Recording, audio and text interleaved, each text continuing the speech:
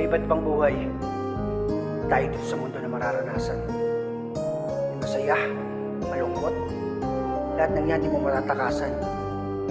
Pero palaging magpasalamat sa Ama para sa iyong mga natatamasa. Kinuwaan man yan o problema, ituloy mong isang biyaya. Nang ako'y namulat sa mundong ito, ako'y nabigla, nagulat at litong-lito. Iba't ibang daan, diretso at liko-liko. Kailangan mong mamili sa tuwid at baliko. Maraming bagay di ka pwedeng humindi sumubo. Aming naging tulugan, hindi ka man lang makaikot. Nagugas plato gamit ang ulan, di ko malimot.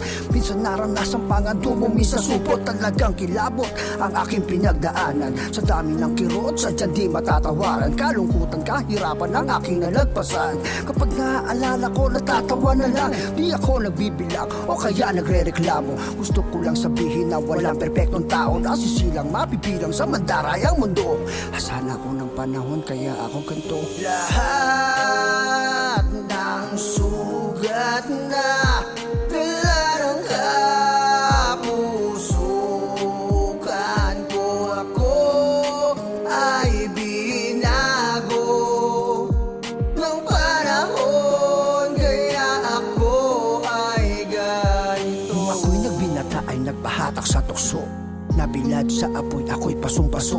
Utak ko'y di tinulungan, di inisip ng wasto. Nagtabas ng damo, gumulong-gulong sa bato. May mga babae sa aking buhay dinaanan. Sugatan, tuguan, puso'y hinayaan. Tinanggalan ko ng respetong kanilang kailangan. Agad tinalikuran na walang pakundangan. Di ito dapat tularan o maging basihan.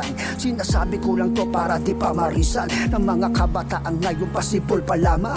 Mapusok, bumulusok ang mga isipan. Di ako nagyayabang o nagbubuhat bangko. Gusto ko lang sabihin na walang perpektong tao na sisilang mabibilang sa mandarayang mundo. Asan ako ng panahon kaya ako ganito. Lahat ng sugat na dala ng kapusukan ko, ako ay binago ng panahon, kaya ako ay ganito. Ako ay aminado sa aking pagkakamali. Tinaan ko sa puso, laging minamadali. Minsan inakala buhay ganon kadali. Aking nakahiligan ng nakaw na sandali. Sa tulong ng aking pamilya at mga kaibigan, unti-unti kong naiwasan, aking natigilan. Mga bagay na sisira sa aking katauhan. Kung di ko napigilan, baka hukay ang hantungan. Sa dami ng lubak, lahat ng aking nilakaran. Eto buhay pa din at hindi pinanghinaan. Salamat sa Ama, di na ako pinabayaan. Lahat ay plano niya para tumibay ka sa laban. Ito ang kwento ko ay paalala sa iyo. Gusto ko lang sabihin na walang perpektong tao na sisilang mabibilang sa mandarayang mundo.